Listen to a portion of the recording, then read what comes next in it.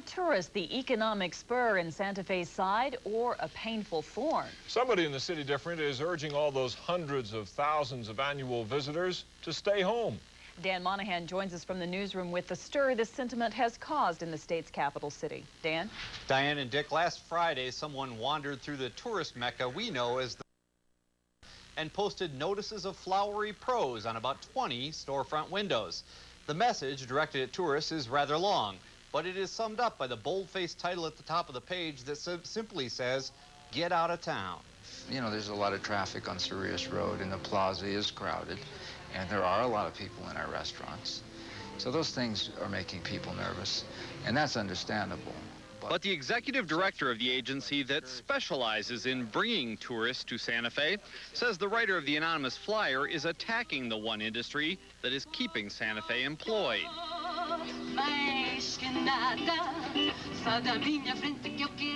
The weather, the culture, and the character help draw millions of visitors to Santa Fe each year, but the flyer accuses all of those visitors of turning the city into a, quote, Adobe Disneyland. The writer of the strongly worded message urges tourists to stay home with their families rather than travel to Santa Fe. But vendors alongside the plaza disagree with that message, saying the visitors make paying the bills possible. He or her or whoever the persons are nuts. People has to make a living. Maybe the person who wrote it is better off than we are. Don't need anything, you know?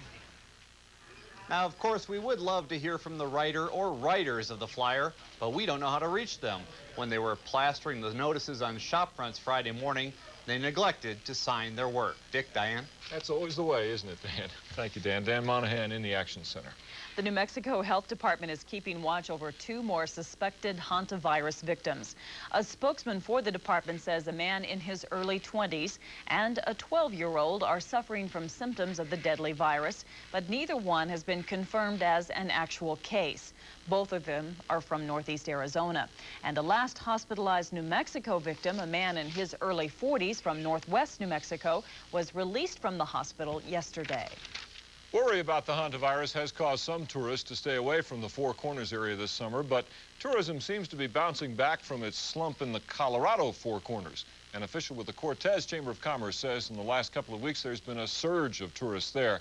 At the peak of this scare, there was a rumor in Cortez that one busload of visitors went through town wearing surgical masks and gloves. Nobody knows if that's true, but a Cortez merchant says the Midwest floods have now apparently replaced the fear of Hanta in the minds of many tourists. It has been 2 months now since the Navajo Nation found itself at the center of the medical mystery that's now known as the Hanta outbreak. People were dying, doctors didn't know why, and the outside world was suddenly changing its travel plans. Tonight, Rod Green shows us the impact of those events on one New Mexico Navajo community. It all began late in May. At first a trickle and then a flood of headlines, which would hurt and haunt. Because none of the usual culprits have been identified. We have to remember that by the first week of July, headlines featuring the Hantavirus were less frequent. In fact, the main topic of conversation here at Two Gray Hills was some alleged sightings of Bigfoot footprints in the nearby Chushka Mountains. But that doesn't mean that the mystery illness wasn't in the back of people's minds. This is the center of the Two Gray Hills Financial District. It is unusually quiet these days. Tourists who fuel the economy with dollars devoted to local crafts have simply vanished in the hot summer sun. No cases of the Hantavirus have appeared in this little corner of the vast Navajo Nation. No matter. Fred Jumbo, an 11-year veteran of the tourist trade, says business is bad. Off and on here. More than last year, less than last year? It's less than last year. Last year there was a lot. Regulars here notice the drop in trade too, and wonder why.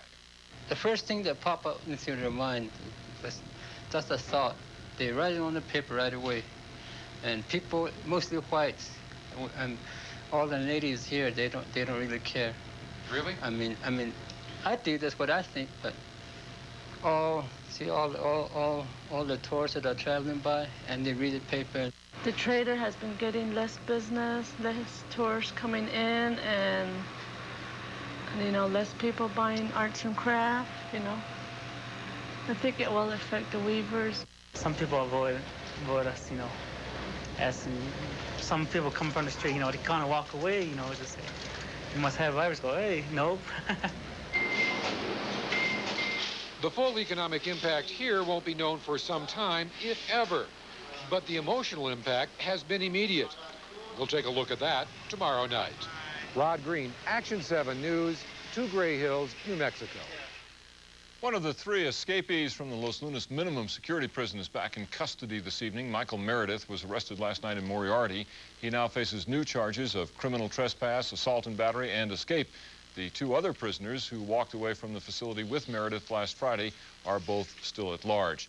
Early today, Albuquerque police caught 18-year-old Arthur Harrington. He's one of the 4 state boys' school inmates who escaped on an outing in this city earlier this month. Harrington has been sent back to the school at Springer. The other 3 teens are still on the loose. The American Civil Liberties Union filed suit in Washington federal court today to have President Clinton's new policy on homosexuals in the military thrown out. The ACLU claims the don't ask, don't tell policy is unconstitutional. The lawsuit was filed on behalf of 7 gays and lesbians in the military. One of them is a New Mexico National Guard lieutenant. A fired New Mexico State University employee claims President Clinton's emphasis on gay rights has something to do with his plight. George Mendoza, who is not gay, has filed suit claiming his lesbian supervisors at New Mexico State harassed him and finally fired him earlier this month. Mendoza claims the firing was based, at least in part, on his gender and sexual orientation.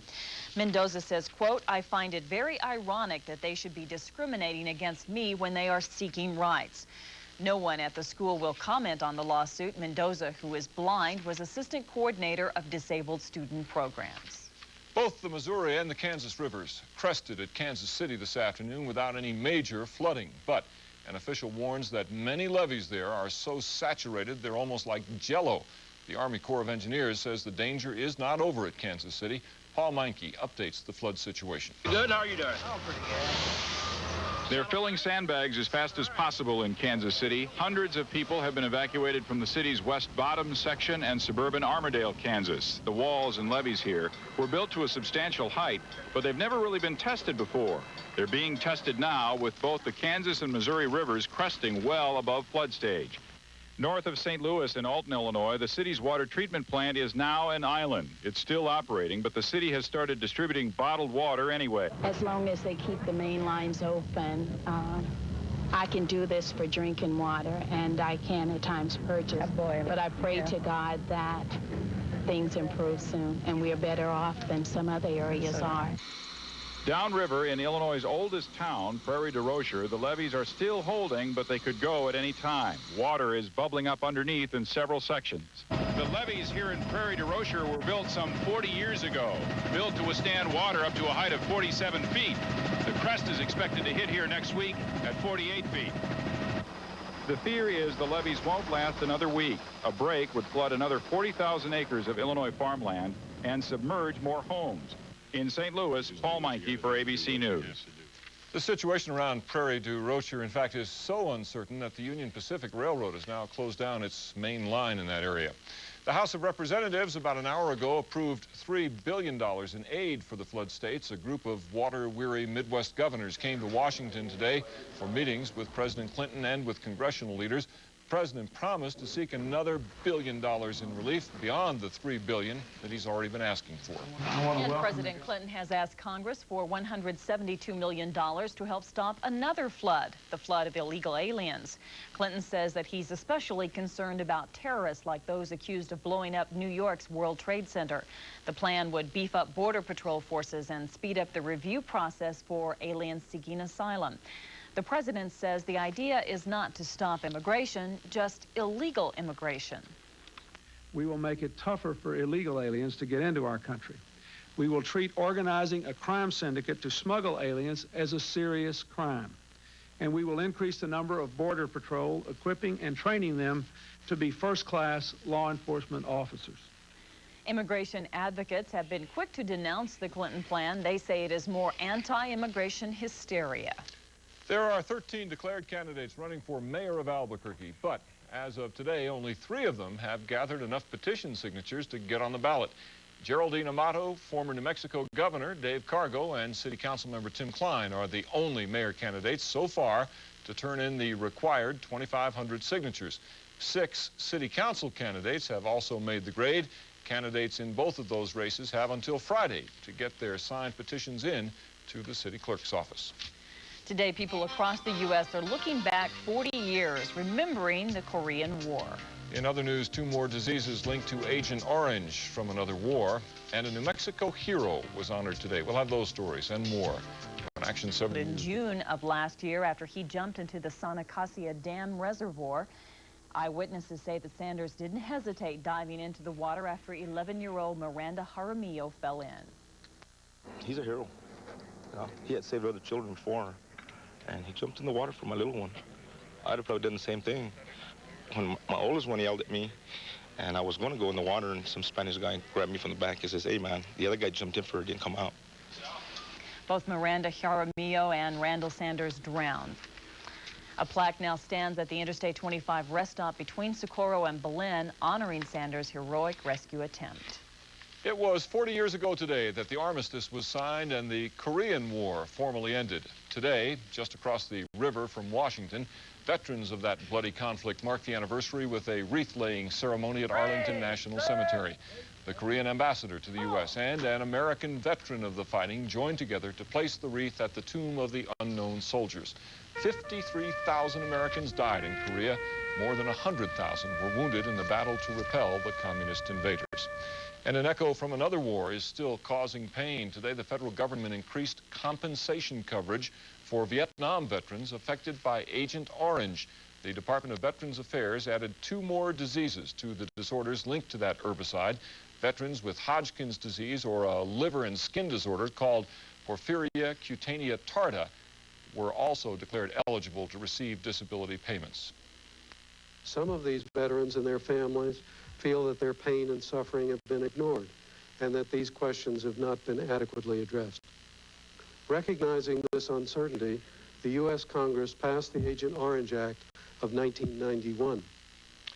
2 types of skin cancer and a skin disease called chloracne are already on that list. Well, here's Howard with a brighter subject, the weather. Yeah, it's been nice and warm today, 98 degrees. Pretty toasty. Yes, yeah, sir. I counted every one of them.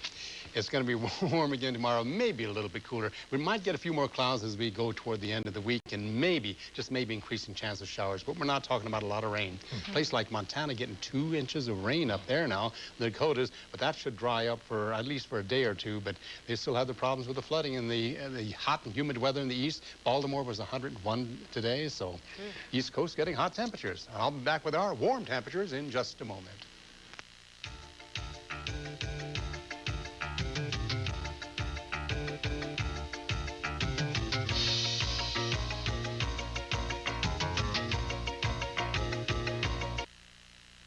Again, lots of sunshine for the most part in the western half of the nation, including here in New Mexico, but a cloud or 2 developed, and anywhere from Carlsbad, Roswell, particularly up in the Ruidoso area, have some thunderstorms this afternoon. They're still having them. Somewhat drier is moving on in, but the very heavy rains, again, really occurred from eastern Montana, where they had 2.5 inches at Glasgow, and rains through the Dakotas, down through Minnesota, Wisconsin, and thunderstorms again down through the Mississippi Valley. A few scattered showers occurred in the New England region, and thunderstorms down through the south and east as well, but again, mostly clear in the west, with the exception of a few scattered showers well in the north and west. Here are those clouds and heavy rain producing clouds up in the Montana area and Dakotas. You can see it swirling right across and moving toward the east, and a few scattered showers with some heavy thunderstorms expected tonight. That's a thunderstorm watch out this area, and tornado watch out for the Iowa region. Down toward the anywhere from Tennessee southward, heavy thunderstorms are also occurring, as well as down through Florida. And you can see a little bit of moisture just popping up now and then. Most of the thunderstorms right now seem to be in and around the Ruidoso area.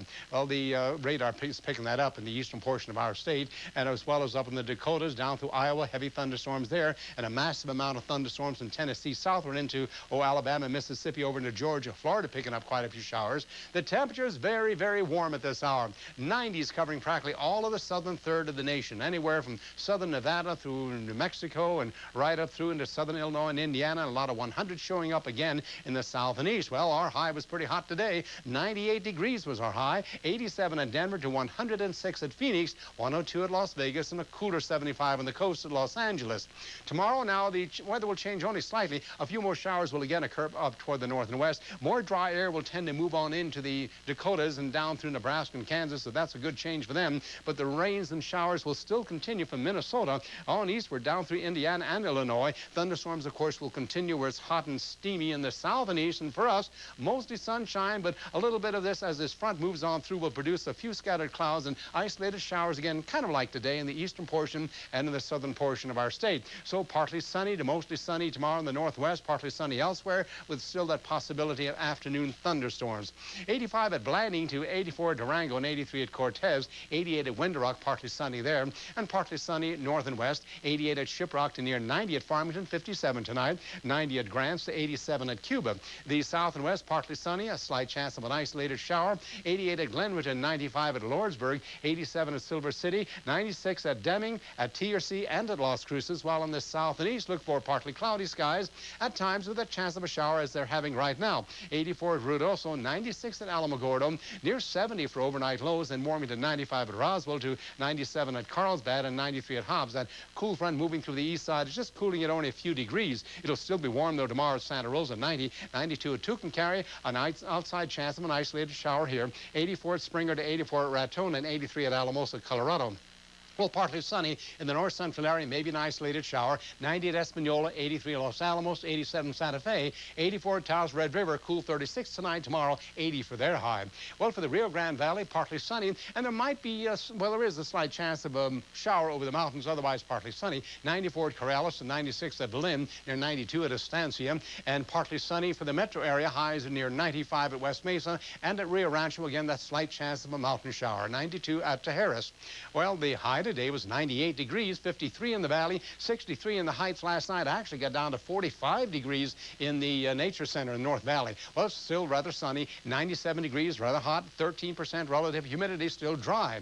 Pressure is falling, westerly winds 8 miles per hour, and we might get a few clouds tonight, high thin clouds anyhow. 63 in the valley, 67 in the heights tonight, and for tomorrow, another partly sunny day. That is some clouds in the afternoon, a slight chance of mountain shower, another warm day with a high near 95 degrees in Albuquerque. And midweek, very much the same, partly sunny, a slight chance of a mountain shower, and highs generally in the mid-90s to about 95 degrees. Well, our sunshade winner for this newscast is Mason DeYoung of Silver City. Okay, thanks, Howard. Still ahead, outsiders buy up another New Mexico bank. Parents are turning to kids for help, and Jeannie Flynn is getting closer to completing her assignment.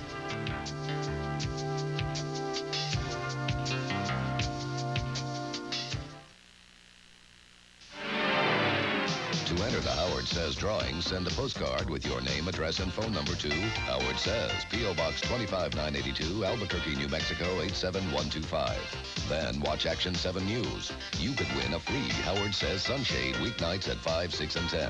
Plus, every night at 10, you'll have a chance at $107 or more in bonus cash. Summer's never been so cool. So send in your postcards and watch and win on Action 7 News. United New Mexico Bank apparently has a new owner this evening. A definitive agreement between the Norwest Corporation of Minneapolis and First United Bank Group, the parent company of United New Mexico, was reached today, according to a statement. The Norwest offer is worth $495 million. It was submitted just before trading closed on the stock exchange. United New Mexico Bank is located in New Mexico and West and Central Texas. The company employs about 1,900 workers. A fire in the Santa Fe National Forest generated lots of smoke today. The dark cloud was visible to motorists driving between Albuquerque and Santa Fe. 165 firefighters from Jemez and Santa Fe and 2 air tankers are battling that 60-acre fire located north of Cochiti and west of the capital city. No one has been injured in the wilderness blaze. Officials believe it started this morning when a campfire got out of control. She's finished the paperwork, and soon Jeannie Flynn will be flying through the skies. First Lieutenant Flynn is trying to become the first female fighter pilot in the Air Force. She was one of 7 women chosen last April to enter the program. Flynn is on the final leg of her Force Base in Arizona, where she'll be flying the nation's most advanced fighter airplane, the F-15. Flynn's earlier training took place here in New Mexico at Holloman Air Force Base near Alamogordo. Action 7 News at 6 is a little more than a half hour away. Let's join Nelson Martinez in the newsroom for a preview. Dick and Diane, just what secret was a Torrance County magistrate judge keeping hidden in her files for more than 20 years? Our Target 7 team takes a look. And bad news, that's also good news in the government contracts game. Plus weather, sports, and a lot more tonight at 6. Okay, Nelson, we'll see you then. What does it take to become a world record breaker? It takes a lot of time and patience. We'll see two people who had that right after this.